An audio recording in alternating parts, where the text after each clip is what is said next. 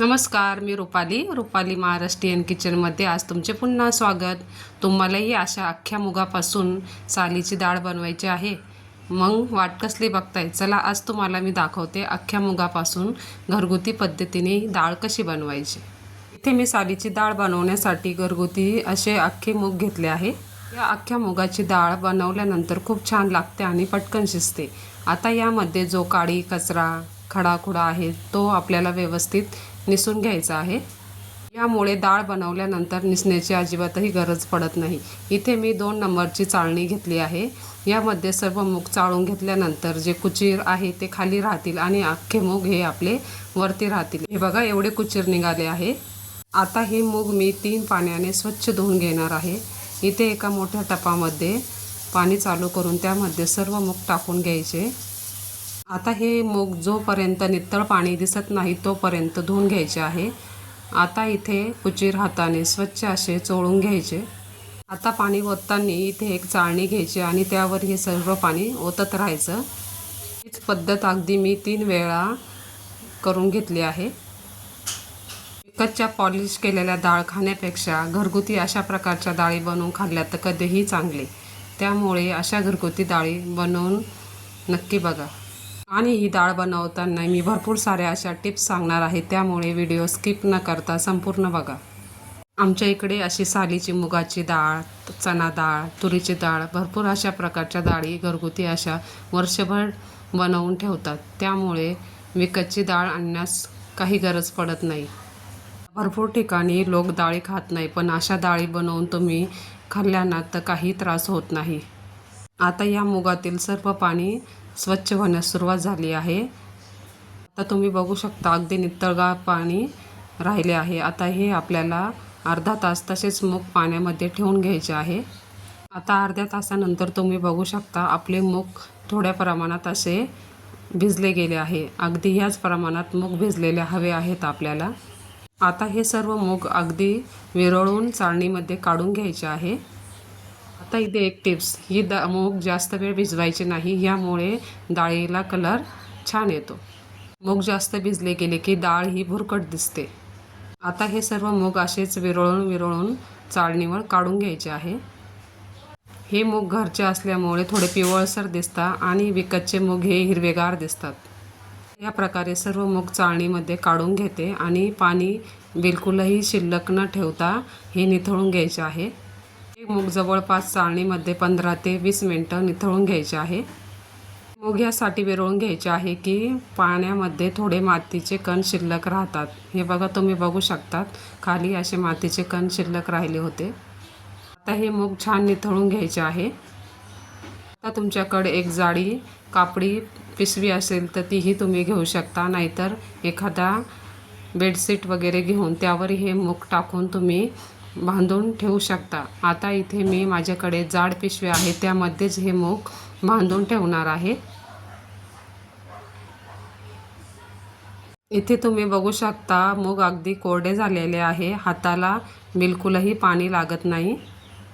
आता हे मूग आपल्याला अर्धा ते 1 तास छान असे झाकून ठेवायचे आहे, यामुळे साल निघण्यास मदत होते।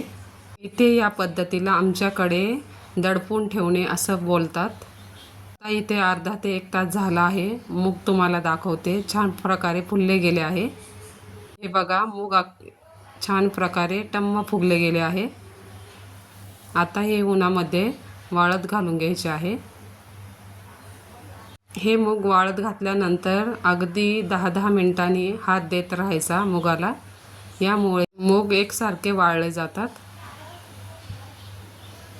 ऊन जर चांगले असले ना, हे मूग अगदी एका दिवसामध्ये कडकडीत असे वाळले जातात। पण हे मूग तुम्ही 1.5 दिवस चांगले उन्हात कडकडीत वाळून घ्यायचे आहे। हे बघा, दुसऱ्या दिवशी हे मूग चांगल्या प्रकारे वाळले गेले आहे। आता हे मूग चांगल्या प्रकारे वाळले गेले की हाताला असे हलके लागतात की समजून घ्यायचे की मूग छान प्रकारे वाळले गेले आहे।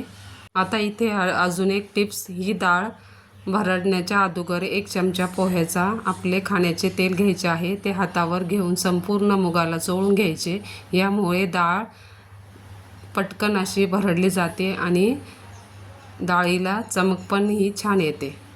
जर तुम्हाला डाळीचे पूर्ण साल काढायचे असेल तर तुम्ही 1 तास उन्हात ठेवून घेऊ शकता, त्यामुळे संपूर्ण साल निघले जाता। इथे आपल्याला सालीची डाळ बनवायची आहे, यामुळे मी लगेच भरडण्यासाठी घेणार आहे।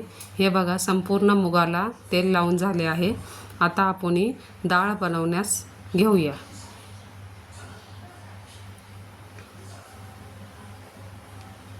हे मूग तुम्ही गिरणीतही भरडून आणू शकता, पण इथे मी घरीच भरडून दाखवणार आहे। ही डाळ भरडण्यासाठी आमच्याकडे असे छोटेसे जाते आहे। हे जात्यामध्ये मूग अगदी छान प्रकारे भरडले जातात। ही डाळ भरडताना मूग टाकल्यानंतर जाते कंटिन्यू फिरवत राहायचे आहे, यामुळे डाळ एकसारखी बनली जाते।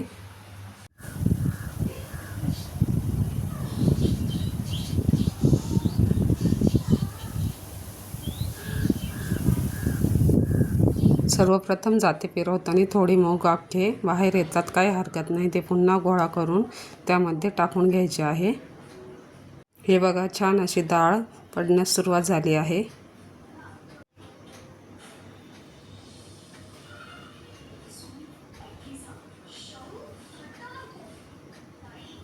तुम्ही जर चॅनलवर नवीन असाल तर चॅनलला लाईक आणि सबस्क्राईब करा आणि व्हिडिओ आवडल्यास लाईक करा। आता ही डाळ करताना पटापट असा जात्यामध्ये घास टाकत जायचा आणि जातं असं पटापट फिरवत जायचं, त्यामुळे आपली एकसारखी डाळ अशी तयार होते। आता अशाच प्रकारे मी सर्व हे मूग भरडून घेते।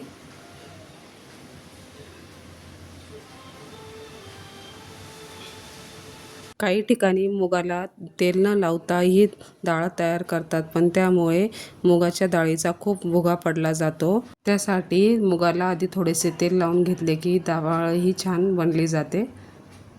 इथे मी 5 किलो मूग घेतले होते, त्यापासून आपली 4.5 किलो डाळ तयार होते।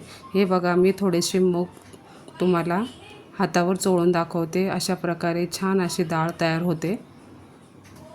आपले मूग घरगुती आणि गावठी असल्यामुळे आपली डाळही छान बारीक अशी तयार झालेली आहे।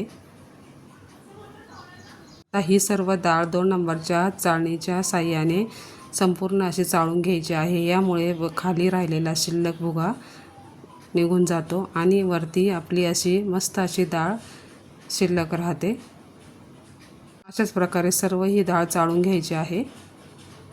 डाळ तयार झाल्यानंतर थोडेफार असे साल यामध्ये शिल्लक राहतात, त्यामुळे ही डाळ थोडी पाखडून घ्यायची आहे।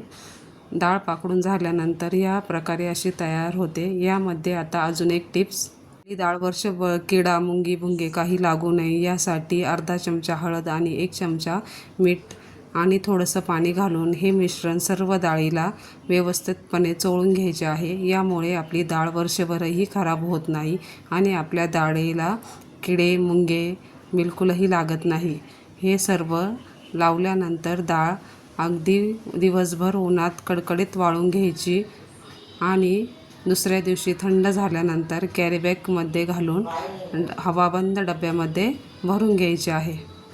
ही डाळ बनवण्याची पद्धत अगदी भरपूर साऱ्या टिप्ससहित तुम्हाला मी सांगितले आहे, त्यामुळे ही डाळीची रेसिपी तुम्हाला कशी वाटली कमेंटमध्ये नक्की सांगा। आणि याचबरोबर चणा डाळीची ही रेसिपी मी लवकरच अपलोड करणार आहे, ती पण बघा।